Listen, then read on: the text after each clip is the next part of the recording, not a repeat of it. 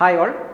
Degree level എക്സാമുകൾക്ക് വളരെ important ആയ ഒരു ഏരിയയാണ് സയൻസ് ആൻഡ് ടെക്നോളജി. അതിനകത്ത് തന്നെ കഴിഞ്ഞ കാലഘട്ടങ്ങളിൽ ഏറ്റവും അധികം ക്വസ്റ്റ്യൻസ് വന്നിട്ടുള്ള ഏരിയ എന്ന് പറയുന്നത് എനർജി സെക്ടറുമായിട്ട് ബന്ധപ്പെട്ടിട്ടാണ്. അതുകൊണ്ട് തന്നെ അതിനെക്കുറിച്ചുള്ള വളരെ കോംപ്രിഹെൻസീവ് ആയിട്ടുള്ള ക്ലാസ്സാണ് നമ്മളിനി ഈ ഒരു സെഷനിൽ മുന്നോട്ട് പോകുന്നത്. അപ്പോൾ അതോടെ ബന്ധപ്പെട്ട് നിങ്ങൾ നോട്ട് ചെയ്യേണ്ട കാര്യം എന്നുള്ളത്, ഫസ്റ്റ് നമ്മൾ സിലബസ് കൃത്യമായി പറയും, പിന്നീട് അതിൻ്റെ ഇമ്പോർട്ടൻ്റ് ആയ കണ്ടൻറ് എൻറിച്ച്മെൻറ്റ് പാർട്ട് ഉണ്ടാവും, അതിൻ്റെ അവസാനം കുറച്ച് ഡിഗ്രി ലെവൽ എക്സാമുകൾക്ക് നമുക്ക് പ്രതീക്ഷിക്കാൻ പറ്റുന്ന കുറച്ച് ചോദ്യങ്ങളുണ്ടാവും. ഓക്കെ, അപ്പോൾ അത് നിങ്ങൾ എന്ത് ചെയ്യണം, ഒരു സിസ്റ്റമാറ്റിക്കായ രീതിയിൽ വേണം പഠിച്ചു പോകാൻ. അതായത് കൃത്യമായി സിലബസ് മനസ്സിലാക്കുക, അതിനുശേഷം കണ്ടൻറ് എൻറിച്ച്മെൻറ്റ് പാർട്ടിലെ കാര്യങ്ങൾ വ്യക്തമായി മനസ്സിലാക്കുക. പിന്നെ ശ്രദ്ധിക്കേണ്ട കാര്യം, ചില ടോപ്പിക്കുകളുടെ അപ്ഡേഷൻ ഉണ്ടാവും. അപ്പം അത്തരത്തിൽ അപ്ഡേഷൻ വരാൻ സാധ്യതയുള്ള ടോപ്പിക്കുകൾ ഞാൻ പറയും, അല്ലെ ഏരിയാസ് ഞാൻ പറയും. നിങ്ങൾ എന്ത് ചെയ്യണം, നിങ്ങളത് നോട്ട് ഡൗൺ ചെയ്യണം. പിന്നീട് അടുത്ത വർഷം, ഇപ്പം ഈ വർഷം 2024 നമ്മൾ ഈ ക്ലാസ് ഷൂട്ട് ചെയ്യുന്നത്. 25 സമയത്ത് നിങ്ങൾ പരീക്ഷയ്ക്ക് പോകുന്ന സമയത്ത് 25-ലോ 26-ലൊക്കെ പോകുന്ന നിങ്ങൾ ഈ വീഡിയോ കാണുകയാണെന്നുണ്ടെങ്കിൽ എന്ത് ചെയ്യണം, നിങ്ങൾ അതിൻ്റെ അപ്ഡേഷന് വേണ്ടി ജസ്റ്റ് സെർച്ച് ചെയ്ത് അതിൻ്റെ ലേറ്റസ്റ്റ് ഡാറ്റ എടുക്കാൻ കൂടി ശ്രദ്ധിക്കണം. ഓക്കെ, സോ നമുക്ക് ടോപ്പിക്കിലേക്ക് കിടക്കാം. So this is our syllabus. Here you can see സിലബസിൽ എനർജി എന്ന് പറയുമ്പം ടോപ്പിക്കിൽ വരുന്ന ഇതൊക്കെയാണ്. ഒന്ന്, energy requirement and efficiency. Okay, India's existing energy need and deficit. അതായത് ഇന്ത്യയുടെ നിലവിലെ എക്സിസ്റ്റിംഗ് ആയിട്ട് എനർജി നീഡ് എന്താണ്, അതിൻ്റെ ഡെഫിസിറ്റ് എന്തെന്ന് മനസ്സിലാക്കണം. എനർജി റിസോഴ്സസും ഡിപ്പെൻഡൻസും മനസ്സിലാക്കണം. Renewable and non renewable energy sources മനസ്സിലാക്കണം. ഇന്ത്യയുടെ എനർജി പോളിസി മനസ്സിലാക്കണം. ഗവൺമെൻറ് പോളിസീസും പ്രോഗ്രാംസും, energy securities and nuclear policy of India. ഇത്രയും ടോപ്പിക്കിലാണ് നമുക്ക് ഇതിനകത്ത് മനസ്സിലാക്കാനുള്ളത്. ഓക്കെ, സോ ഫസ്റ്റ് ടോപ്പിക്കിലേക്ക് കിടക്കാം. India's existing energy needs and deficit എന്ന് പറയുമ്പോൾ എന്താണ്, മലയാളത്തിൽ പറയുമ്പം ഇന്ത്യയുടെ നിലവിലെ എനർജിയുടെ നീഡും അതിൻ്റെ ഡെഫിസിറ്റ് എത്രമാത്രം കുറവുണ്ട് എന്നതുമാണ് നമ്മൾ ഫസ്റ്റ് മനസ്സിലാക്കേണ്ടത്. അപ്പം according to IEA, international energy agency, presently India is the 4th largest energy consumer behind China.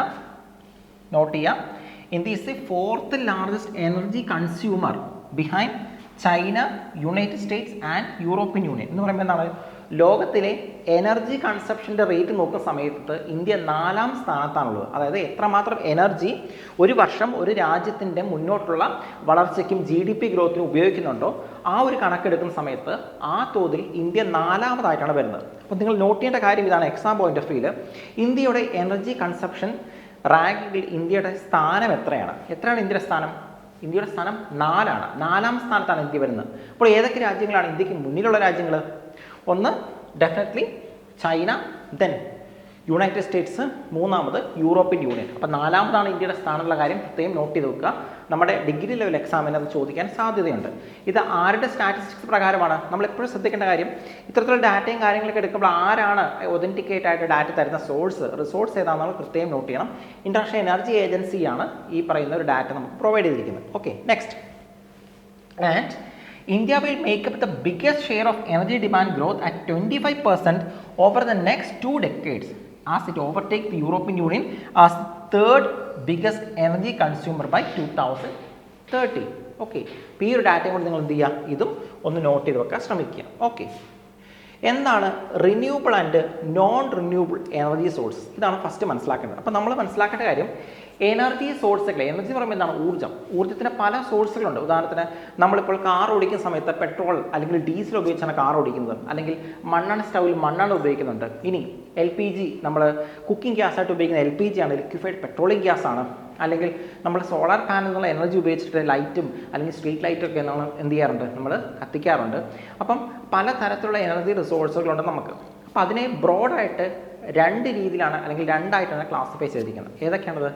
ഒന്ന് റിന്യൂവബിൾ എനർജി സോഴ്സസും, രണ്ടാമത് നോൺ റിന്യൂവബിൾ എനർജി സോഴ്സ്. ഇതിനകത്ത് മലയാളത്തിൽ കൂടി മനസ്സിലാക്കാൻ താല്പര്യമുള്ളവർക്ക് അതിൻ്റെ മലയാളം വാക്കുകളും കൂടി എഴുതി വയ്ക്കാം. റിന്യൂവബിൾ എനർജി സോഴ്സിനെ വിളിക്കുന്ന പേര് പാരമ്പര്യേതര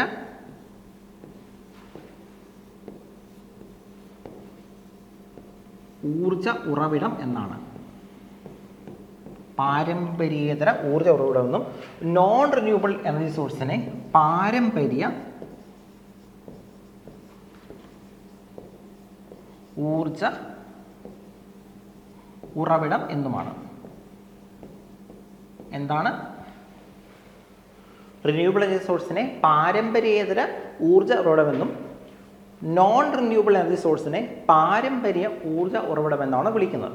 ഇത് മനസ്സിലാക്കാൻ ഒരു എളുപ്പമുണ്ട്. അതായത് ഇതിൻ്റെ കോൺസെപ്റ്റ് എന്താണെന്ന് നമുക്ക് ക്ലാരിറ്റി ഉണ്ടെങ്കിൽ ഈ പേരുകൾ ബൈഹാർട്ട് ചെയ്യാതെ നമുക്ക് മനസ്സിലാക്കാം. ഉദാഹരണം പറയുകയാണെങ്കിൽ ഇവിടെ നോക്കുക, നോൺ റിന്യൂവബിൾ എനർജി സോഴ്സസ് എന്ന് പറയുമ്പോൾ എന്താണ്? പുനരുപയോഗ സാധ്യത ഇല്ലാത്ത എനർജി സോഴ്സസ് എന്ന് പറയുമ്പം ഉദാഹരണം പറയാൻ എന്താണ്? Natural gases, rare earth mineral, നമ്മുടെ പെട്രോളിയം ഉൽപ്പന്നങ്ങൾ, ഉദാഹരണത്തിന് ഡീസൽ, പെട്രോൾ, LPG, ഇതൊക്കെ എന്താണ്? നോൺ റിന്യൂവബിൾ ആണ്. അതായത് പുനരുപയോഗ സാധ്യതയില്ല, അല്ലെങ്കിൽ നമ്മൾ ഉപയോഗിക്കും തോറും വീണ്ടും വീണ്ടും ഉണ്ടായി വരാത്ത രീതിയിലുള്ള, അല്ലെങ്കിൽ ഉപയോഗിക്കും തോറും അതിൻ്റെ അളവ് കുറഞ്ഞു വരുന്ന രീതിയിലുള്ള എനർജി സോഴ്സുകളാണ് നമ്മൾ ഇതെന്ന് വിളിക്കുന്നത് പാരമ്പര്യ എനർജി സോഴ്സ്. അതായത് പാരമ്പര്യമായിട്ട് നമുക്ക് കിട്ടിയതാണ്. ഓക്കെ, അതായത് ഒരുപാട് കാലഘട്ടങ്ങൾക്ക് മുമ്പ് ഭൂമിയിൽ മരങ്ങളും ജീവികളൊക്കെ മണ്ണിനടിയിൽപ്പെട്ട് അത് എന്ത് ചെയ്യുന്നുണ്ട്? ഒരുപാട് കെമിക്കൽ പ്രോസസ്സിന് വിധേയമായിട്ട് ഇത്തരത്തിലുള്ള പെട്രോളിയം പ്രൊഡക്റ്റ് അല്ലെങ്കിൽ ക്രൂഡ് ഓയിലായിട്ട് മാറുകയാണ്. അത് പാരമ്പര്യമായിട്ട് നമുക്ക് കിട്ടിയതാണ്. നിങ്ങൾ ആലോചിച്ച് നോക്കുക, നിങ്ങളുടെ പാരമ്പര്യമായി കിട്ടുന്ന സ്വത്തുക്കൾ നമ്മൾ ധാരാളമായി ദൂർത്തടിച്ച് എന്ത് പറ്റും? അത് പെട്ടെന്ന് തന്നെ തീർന്നു പോകും. ഓക്കെ, അപ്പം അതേ ഒരു ഐഡിയ തന്നെ, അല്ലെങ്കിൽ അതേ ഒരു സെയിം കോൺസെപ്റ്റ് തന്നെയാണ് ഇവിടെയും വരുന്നത്. പാരമ്പര്യ എനർജി സോഴ്സ് എന്ന് പറയുമ്പോൾ എന്താണ്? നിങ്ങൾക്ക് ബൈഹാർട്ട് ചെയ്യേണ്ട കാര്യമില്ല. ഉപയോഗിക്കും തോറും തീർന്ന് പോയിക്കൊണ്ടിരിക്കുന്നതാണ്. ഓക്കെ, പാരമ്പര്യമായി നമുക്ക് കിട്ടിയതാണ്, അല്ല നമ്മളായിട്ട് ഉണ്ടാക്കിയെടുക്കുന്നതല്ല. പാരമ്പര്യമായി കിട്ടുന്ന സ്വത്തുക്കൾ നമ്മൾ എന്ത് ചെയ്യണം? വളരെ കെയർഫുള്ളായിട്ട് നമ്മൾ അത് ഹാൻഡിൽ ചെയ്യണം എന്ന് തന്നെയാണ് സൂചിപ്പിക്കുന്നത്. അപ്പം ഇത്തരത്തിൽ പാരമ്പര്യ എനർജി സോഴ്സ് എന്നറിയപ്പെടുന്ന എനർജി സോഴ്സുകളെ ഇംഗ്ലീഷിൽ എന്ത് പറയും? നോൺ റിന്യൂവബിൾ എനർജി സോഴ്സ് എന്ന് പറയും. അപ്പം നോൺ റിന്യൂവബിൾ എനർജി സോഴ്സ് എന്ന് പറയുമ്പോൾ എന്താണ്? പുനരുപയോഗ സാധ്യത ഇല്ലാത്തത്, ഉപയോഗിക്കും തോറും കുറഞ്ഞു പോകുന്നത്, ഒരു മനുഷ്യായുസിനുള്ളിൽ തന്നെ വീണ്ടും റീപ്ലനിഷ് ചെയ്ത് വരാത്തത്, അല്ലെങ്കിൽ വീണ്ടും അത് ഡെവലപ്പ് ചെയ്ത് വരാത്തത്, ഇത്തരത്തിലുള്ള എനർജി സോഴ്സുകളെയാണ് നമ്മൾ എന്തെന്ന് വിളിക്കുന്നത്? നമ്മൾ പാരമ്പര്യ എനർജി സോഴ്സ് അഥവാ non renewable source of energy എന്ന് പറയുന്നത്. ഓക്കെ, ആ കാര്യം മനസ്സിലാക്കുക. അതോടൊപ്പം തന്നെ ഇനി അതിൻ്റെ എക്സാമ്പിൾസ് ആണ് നമ്മൾ നോട്ട് ചെയ്യേണ്ടത്. എക്സാമ്പിൾസ് പറയുമ്പോൾ എന്താണ്? Crude oil, liquefied petroleum gas, അല്ലെങ്കിൽ റെയർ എർത്ത് മിനറൽസ്. ഓക്കെ, അപ്പം മിനറൽസ് ഒക്കെ നിങ്ങൾ ആലോചിച്ച് നോക്കുമ്പോൾ ഗോൾഡ്, അല്ലെങ്കിൽ പ്ലാറ്റിനം, അല്ലെങ്കിൽ ലെഡ്, കാഡ്മിയം, ഇത്തരത്തിലുള്ള മിനറൽസ് ഒക്കെ നമ്മൾ മെറ്റൽസും മിനറൽസ് ഒക്കെ നമ്മൾ എക്സ്കേവേറ്റ് ചെയ്തെടുക്കുന്നുണ്ട്. ഓക്കെ, അപ്പം എടുക്കും തോറും എന്താണ്? ഭൂമിയിലുള്ള അതിൻ്റെ അളവ്, അല്ലെങ്കിൽ മണ്ണിൽ നിന്ന് നമുക്ക് ലഭിക്കുന്ന ഇത്തരത്തിലുള്ള റിസോഴ്സിൻ്റെ അളവ് എന്താണ്? അത് കുറഞ്ഞ് വരികയാണ് ചെയ്യുന്നത്. ഓക്കെ, അപ്പോൾ അതിനാണ് നമ്മൾ എന്ത് വിളിക്കുന്നത്? Non renewable source of energy അഥവാ പാരമ്പര്യ ഊർജ്ജ സ്രോതസ് എന്ന് പറയുന്നത്. ഇനി ഇപ്പോഴത്തെ കാലത്ത് ഏറ്റവും അധികം നമ്മൾ ഫോക്കസ് ചെയ്യുന്നതും ഒരു ഫ്യൂച്ചർ എനർജി സോഴ്സായിട്ട് നമ്മൾ കൂടുതൽ ഡിപ്പെൻഡ് ചെയ്യാൻ താല്പര്യപ്പെടുന്നത് എന്തിനാണ്? നമ്മൾ റിന്യൂവബിൾ എനർജി സോഴ്സ് അഥവാ പാരമ്പര്യേതര എനർജി സോഴ്സസിനെയാണ്. അതിൻ്റെ മെച്ചം എന്താണ്? ഉപയോഗിക്കും തോറും അത് കുറഞ്ഞു വരുന്നില്ല, അല്ലെങ്കിൽ എക്സോസ്റ്റ് ആവുന്നില്ല. The resources which cannot be exhausted even after continuous utilisation are termed as renewable energy sources. Example എന്താണ്? സൺലൈറ്റ് അല്ലേ? സൺലൈറ്റ് വരുന്നുണ്ട്. സൺലൈറ്റ് നമുക്ക് എത്ര സൺലൈറ്റ് വേണം ഉപയോഗിക്കാം. സണ്ണിൻ്റെ ഏകദേശം ഒരു ഏജ് നിങ്ങൾക്കറിയാം, അതും ഇതിൻ്റെ കൂട്ടത്തിൽ വേണം നോക്കി വെക്കാം. സൂര്യൻ ഉണ്ടായിട്ട് ഏകദേശം 500 കോടി വർഷമായി എന്നാണ് സയൻസ് പറയുന്നത്. 500 crore years. ഇനിയും ഒരു 500 കോടി വർഷം കൂടി സൂര്യൻ ഇതേപോലെ തന്നെ പ്രകാശിക്കുമെന്നും പറയുന്നുണ്ട്. അതായത് ഒരു 500 കോടി വർഷം എന്ന് പറയുമ്പോൾ ഒരു ഭൂമി ഉണ്ടായിട്ട് 450 കോടി വർഷമാണുള്ളത്. മനുഷ്യൻ ആസച്ച് ഒരു ഹ്യൂമൻ സ്പീഷീസ് ഉണ്ടായിട്ട് ഏകദേശം 2 കോടി വർഷങ്ങൾ ആയിട്ടുള്ളൂ. അത് തന്നെ പ്രത്യേകിച്ച് നമ്മൾ ഇന്ന് കാണുന്ന രീതിയിലുള്ള ഹ്യൂമൻ ഒരു എവല്യൂഷൻ വന്നിട്ട് ഏകദേശം ഒരു മോർ ദാൻ 10 lakh years പോലും ആയിട്ടില്ല. അപ്പം അത്രയും ഒരു വലിയ പീരീഡിലേക്ക് സൺലൈറ്റ് നമുക്ക് അവൈലബിൾ ആണെന്ന് പറയുമ്പം അതിൻ്റെ അർത്ഥം എന്താണ്? അത് ഉപയോഗിക്കുന്നതോടെ ഒരിക്കലും തീർന്നു പോകുന്നില്ല, അല്ലെങ്കിൽ എക്സോസ്റ്റഡ് ആവാത്തൊരു സോഴ്സ് ഓഫ് എനർജിയാണ്. അതുകൊണ്ട് തന്നെയാണ് അതിനെ പാരമ്പര്യേതര ഊർജ്ജ സ്രോതസ്. നമുക്ക് പാരമ്പര്യമായിട്ട് കിട്ടിയൊന്നുമല്ല, പേടിക്കേണ്ട, നമുക്ക് ധൈര്യമായിട്ട് ഉപയോഗിക്കാം, എത്ര വേണമെങ്കിലും എടുത്ത് ഉപയോഗിക്കാം. ഓക്കെ, അപ്പോൾ അതിനെ ടാപ്പ് ചെയ്യാനുള്ള ടെക്നോളജി മാത്രം നമ്മൾ ഡെവലപ്പ് ചെയ്തെടുത്താൽ മതി എന്നാണ് സൂചിപ്പിക്കുന്നത്. ഓക്കെ, സോ ഉദാഹരണം സൺലൈറ്റ്, ദെൻ വിൻഡ് എനർജി, കാറ്റാടിപ്പാടങ്ങൾ, ഒരുപാട് കാറ്റാടിപ്പാടങ്ങളുണ്ട്. ഇപ്പോൾ പാലക്കാട് കഞ്ചിക്കോട്ട് എന്തുണ്ട്? കാറ്റാടിപ്പാടമുണ്ട്. അതുപോലെ ആന്ധ്ര, തമിഴ്നാട് തുടങ്ങിയ സ്റ്റേറ്റിൽ കാറ്റാടിപ്പാടമുണ്ട്. നമുക്ക് അതിൻ്റെ ഒരു ഡീറ്റെയിൽ ആയിട്ടുള്ള സ്റ്റാറ്റിസ്റ്റിക്സ് വരുന്ന സ്ലൈഡുകളുണ്ട്. നമുക്ക് നോക്കി പഠിക്കുകയും ചെയ്യും. ഇതിൽ ഏതൊക്കെ സ്റ്റേറ്റുകളാണ് ഇത്തരത്തിൽ വിൻഡ് എനർജി പ്രൊഡക്ഷൻ നടത്തുന്നതിൽ ലീഡ് ചെയ്യുന്ന സ്റ്റേറ്റുകൾ നോക്കാനുണ്ട്. അപ്പം അത്തരം കാര്യങ്ങളൊക്കെ നമുക്ക് എക്സാമിന് ആവശ്യമുണ്ട്. ഓക്കെ, അപ്പം വിൻഡ് എനർജി ഒരു എക്സാമ്പിളാണ്. മറ്റൊന്ന് ടൈഡൽ എനർജി. ടൈഡൽ എനർജി എന്ന് പറയുമ്പോൾ എന്താണ്? തിരമാലയിൽ നിന്നും ഊർജ്ജം ഉൽപ്പാദിപ്പിക്കുക. നിങ്ങൾ ആലോചിച്ച് നോക്കുക, തിരമാല എപ്പോഴും ഉണ്ടായിക്കൊണ്ടിരിക്കുകയാണ്. ഓക്കെ, എപ്പോഴും തിരമാല ഉണ്ടാകുന്നുണ്ട്. അപ്പം സണ്ണിൻ്റെയും മൂണിൻ്റെ ഒക്കെ ഗ്രാവിറ്റിയുടെ എഫക്റ്റാണ് ആക്ച്വലി ഭൂമിയിലെ ടൈഡൽ ഫോർമേഷന് റീസണായി മാറുന്നത്. അപ്പം ഈ ടൈഡൽ എനർജി എന്ത് ചെയ്യുന്നില്ല? നമ്മൾ ഒരു പഴഞ്ചൊല്ല് തന്നെയാണ് മലയാളത്തിൽ, തിരയെല്ലാം അടങ്ങിയിട്ട് കപ്പൽ ഇറക്കാമെന്ന് വിചാരിച്ചാൽ ഒരിക്കലും നടക്കില്ല എന്ന്. അതിൻ്റെ അർത്ഥം എന്താണ്? തിര ഒരിക്കലും നിൽക്കുന്നില്ല, ഒരിക്കലും നിൽക്കാത്തൊരു പ്രതിഭാസമാണ് തിരമാലകൾ എന്ന് പറയുന്നത്. അപ്പം അതെന്താണ്? That is A renewable source of energy. പിന്നെ ജിയോ തെർമൽ എനർജി, അതായത് ഭൂമിയുടെ അടിയിൽ എന്തുണ്ട്? തിളച്ച് മറിയുന്ന മാഗ്മ അല്ലെങ്കിൽ ലാവയുണ്ട്. അപ്പം ഇത്തരത്തിലുള്ള ലാവ ഉള്ളതുകൊണ്ട് തന്നെ അതുമായിട്ട് കോണ്ടാക്റ്റിൽ വരുന്ന വാട്ടർ എന്ത് ചെയ്യുന്നുണ്ട്? അത് ബോയിൽ ചെയ്ത് പുറത്തേക്ക് പലപ്പോഴും എക്സ്പെൽ ചെയ്യാറുണ്ട്. അപ്പോൾ അത്തരത്തിലുള്ള ചില എനർജി സോഴ്സസ് അതിനെ നമുക്ക് എന്ത് ചെയ്യാൻ പറ്റും? ആ തിളച്ച വെള്ളത്തിൽ ഉപയോഗിച്ച് നമുക്ക് ടർബൈൻ കറക്കുകയോ അല്ലെങ്കിൽ മറ്റേതെങ്കിലും രീതിയിലൊക്കെ അതിനെ എനർജി നമുക്ക് ഉപയോഗിക്കാൻ പറ്റുന്ന എനർജി ആയിട്ട് കൺവേർട്ട് ചെയ്യാൻ സാധിക്കും. ഇപ്പം മണികർണിക എന്ന് പറയുന്ന സ്ഥലത്തൊക്കെ ഇത്തരത്തിലുള്ള ജിയോ തെർമൽ എനർജി ടാപ്പ് ചെയ്യുന്ന സ്ഥലങ്ങളുണ്ട് ഇന്ത്യയിൽ തന്നെ. ഓക്കെ, ഹിമാചൽ പ്രദേശിൽ. അപ്പം ഇത്തരത്തിലുള്ള എനർജി സോഴ്സും എന്താണ്? അതും ഒരു റിന്യൂവബിൾ എനർജി സോഴ്സാണ്. അതായത് ഒരിക്കലും തീർന്നു പോകാത്ത ഒരു എനർജി സോഴ്സാണ്. അപ്പോൾ ഈ രീതിയിൽ രണ്ടായിട്ട് നമ്മൾ എനർജി സോഴ്സിലെ ബ്രോഡായിട്ട് ക്ലാസിഫൈ ചെയ്തിട്ടുണ്ട്. ഒന്ന് റിന്യൂവബിൾ എനർജി സോഴ്സും രണ്ടാമത്തത് നോൺ റിന്യൂവബിൾ എനർജി സോഴ്സും. ഓക്കെ, അപ്പോൾ ഈ കാര്യം കൂടി ഒന്ന് പ്രത്യേകം നോട്ട് ചെയ്ത് വെക്കാൻ ശ്രമിക്കുക. ഇനി ഇപ്പോൾ ഏറ്റവും അധികം നടക്കുന്ന ഒരു ഡിബേറ്റ് എന്ന് പറയുന്നത് ഇന്ത്യ കൂടുതലും ഡിപ്പെൻഡ് ചെയ്യുന്നത് റിന്യൂവബിൾ എനർജി സോഴ്സിനേക്കാൾ അധികം നോൺ റിന്യൂവബിൾ എനർജി സോഴ്സാണ്. എന്ന് പറയുമ്പോൾ എന്താണ്? നമുക്ക് പുനരുപയോഗ സാധ്യത ഇല്ലാത്ത എനർജി സോഴ്സിനാണ് ഇന്ത്യ കൂടുതൽ ഡിപ്പെൻഡ് ചെയ്യുന്നത്. ഉദാഹരണത്തിന് call plus petroleum accounting almost 60% of India's energy production. ഇന്ത്യയുടെ എനർജി പ്രൊഡക്ഷൻ്റെ 60% വരുന്നതും കോളിൽ നിന്നും പെട്രോളിൽ നിന്നുമാണ്. ഉദാഹരണത്തിന് പറയാൻ നമ്മളിപ്പം ഇലക്ട്രിസിറ്റി പ്രൊഡക്ഷൻ നടത്താൻ വേണ്ടി എന്ത് ഉപയോഗിക്കുന്നുണ്ട്?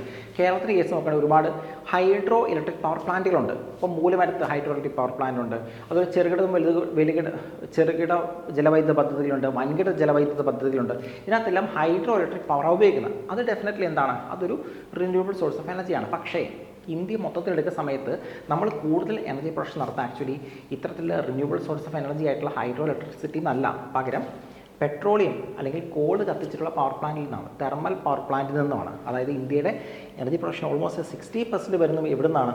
കോൾ അല്ലെങ്കിൽ പെട്രോളിയം ബേസ്ഡ് ആയിട്ടുള്ള പവർ പ്ലാന്റിൽ നിന്നുമാണ്. അതിൻ്റെ പ്രശ്നം എന്താണ്? ഇതുമായിട്ട് ബന്ധപ്പെട്ട എൻവറോൺമെൻറ്റൽ ആസ്പെക്റ്റിൽ നമ്മൾ ചിന്തിക്കേണ്ട ഒരു കാര്യമുണ്ട്. ഈ കോൾ അല്ലെങ്കിൽ പെട്രോളിയം ഇത് രണ്ടും എന്താണ്? ഇത് ബേൺ ചെയ്യുന്ന സമയത്ത് കാർബൺ ഡൈ ഓക്സൈഡ് പുറത്തു വിടുന്നുണ്ട്. അതൊരു ഗ്രീൻ ഹൗസ് ഗ്യാസ് ആണ്. ഗ്രീൻ ഹൗസ് ഗ്യാസ് എന്ന് പറഞ്ഞാൽ എന്താണ്? മലയാളത്തിൽ അത് ഹരിതഗ്രഹവാതകം എന്ന് പറയും. ഗ്രീൻ ഹൗസ് ഗ്യാസ് അഥവാ ഹരിതഗ്രഹവാതകം എന്ന് പറയുന്ന ഗ്രീൻ ഹൗസ് ഗ്യാസിൻ്റെ പ്രൊഡക്ഷന് കാരണമായി തീരുന്നുണ്ട് ഈ പറഞ്ഞ കോൾ അല്ലെങ്കിൽ പെട്രോളിയം ബേൺ ചെയ്യുമ്പം. അപ്പം അങ്ങനെ ബേൺ ചെയ്യുമ്പം നമുക്ക് ഗ്രീൻ ഹൗസ് ഗ്യാസ് എന്ത് വിടുന്നുണ്ട്? അത് പുറത്തു വിടുന്നുണ്ട്. അതുകൊണ്ട് തന്നെ എൻവറോൺമെൻ്റലിയും ചില നെഗറ്റീവ് ഇമ്പാക്റ്റ് ഉണ്ടാക്കുന്നതിന് ലീഡ് ചെയ്യുന്നുണ്ട്. അത് മാത്രമല്ല ഇന്ത്യയെ സംബന്ധിച്ച് മറ്റൊരു പോയിന്റ് കൂടിയുണ്ട്. ഇന്ത്യ ഈ പറഞ്ഞ പെട്രോളിയം പ്രൊഡക്റ്റുകൾ കൂടുതലും പുറമേ നിന്നും ഇമ്പോർട്ട് ചെയ്യാണ്. ഉദാഹരണം സൗദി അറേബ്യ അല്ലെങ്കിൽ ഇത്തരത്തിലുള്ള അറേബ്യൻ കൺട്രീസിൽ നിന്നും ഇന്ത്യ എന്ത് ചെയ്യുന്നുണ്ട്? പെട്രോളിയം പ്രൊഡക്റ്റിനെ ഇമ്പോർട്ട് ചെയ്യുന്നുണ്ട്. അപ്പം ഇന്ത്യ അങ്ങനെ ഇമ്പോർട്ട് ചെയ്യുന്ന സമയത്ത് ഓട്ടോമാറ്റിക്കലി എന്ത് സംഭവിക്കും? ഇന്ത്യയുടെ കയ്യിലുള്ള കരുതൽ നാണ്യ ശേഖരം കൊടുത്തിട്ടാണ് നമ്മൾ എന്ത് ചെയ്യുന്നത്? നമ്മൾ ഇത്തരത്തിൽ പെട്രോളിയം പ്രൊഡക്ട്സ് ഇമ്പോർട്ട് ചെയ്യുന്നത്. അപ്പോൾ ഇങ്ങനെ ഇമ്പോർട്ട് ചെയ്യുന്ന സമയത്ത് ഡെഫിനറ്റ്ലി എന്താണ് പ്രശ്നം വരുന്നത്?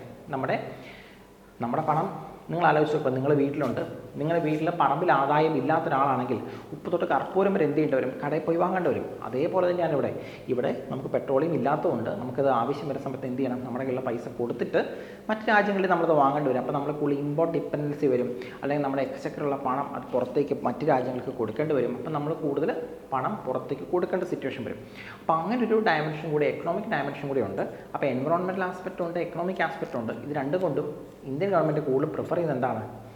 ഇപ്പം പ്രിഫർ ചെയ്യുന്നത് ഇത്തരത്തിലുള്ള നോൺ റിന്യൂവബിൾ എനർജി സോഴ്സസ് ആയിട്ടുള്ള പെട്രോളിയം അല്ലെങ്കിൽ കോളിൽ നിന്നുള്ള എനർജി ഉൽപ്പാദനം കുറച്ചിട്ട് പകരം എന്ത് ചെയ്യണം? റിന്യൂവബിൾ എനർജി സോഴ്സ്, ഇപ്പോൾ solar energy, wind energy, tidal energy, ഇത്തരത്തിലുള്ള എനർജി സോഴ്സിൽ നിന്ന് എനർജി പ്രൊഡക്ഷൻ കൂട്ടുക എന്നാണ് ഗവൺമെൻറ് ഫോക്കസ് ചെയ്യുന്ന കാര്യം. അപ്പം നിങ്ങൾ എക്സാം പോയിന്റ് ഓഫ് നോട്ട് ചെയ്യേണ്ട കാര്യം ഇതാണ്. നിലവിൽ ഇന്ത്യയുടെ മെജോറിറ്റി ഓഫ് എനർജി പ്രൊഡക്ഷൻ നടക്കുന്നത് എന്തിലാണ്? കോൾ അല്ലെങ്കിൽ പെട്രോളിയം പ്രൊഡക്റ്റിൽ നിന്നുമാണ്. ഓക്കെ, കോൾ അല്ലെങ്കിൽ പെട്രോളിയം പ്രൊഡക്റ്റിൽ നിന്നുമാണ് ഓൾമോസ്റ്റ് 60% വരുന്നത്. ഓക്കെ, അപ്പോൾ ആ ഒരു കാര്യം ജസ്റ്റ് നോട്ട് ചെയ്താൽ മതി. So India's energy outlook 2021 indicate that more than 60% of India's energy demand is fulfilled by two fossil fuels that are non-renewable source of energy, coal and crude oil. The role of traditional biomass going down thanks to the massive use of LPG cooking. Okay. So ഈ ഒരു കാര്യം പ്രത്യേകം ഒന്ന് not ചെയ്ത് വെക്കുക. ഇനി next നമ്മൾ മനസ്സിലാക്കാൻ പോകുന്നത് understanding Indian renewable energy market. നമ്മളിപ്പോൾ പറഞ്ഞു നമ്മൾ കൂടുതൽ ഫോക്കസ് ചെയ്യുന്നത് എന്തിനെക്കുറിച്ചാണെന്ന് പറഞ്ഞു, എന്തിലാണെന്ന് പറഞ്ഞു, നമ്മൾ റിന്യൂവബിൾ എനർജിയിലാണ് ഫോക്കസ് ചെയ്യേണ്ടതെന്ന് പറഞ്ഞു. അപ്പം ഈ റിന്യൂവബിൾ എനർജിയിൽ ഫോക്കസ് ചെയ്യേണ്ടതിനെ കുറിച്ചാണ് നമ്മൾ ഇനി മനസ്സിലാക്കാൻ പോകുന്നത്. Understanding the Indian renewable energy market. Okay.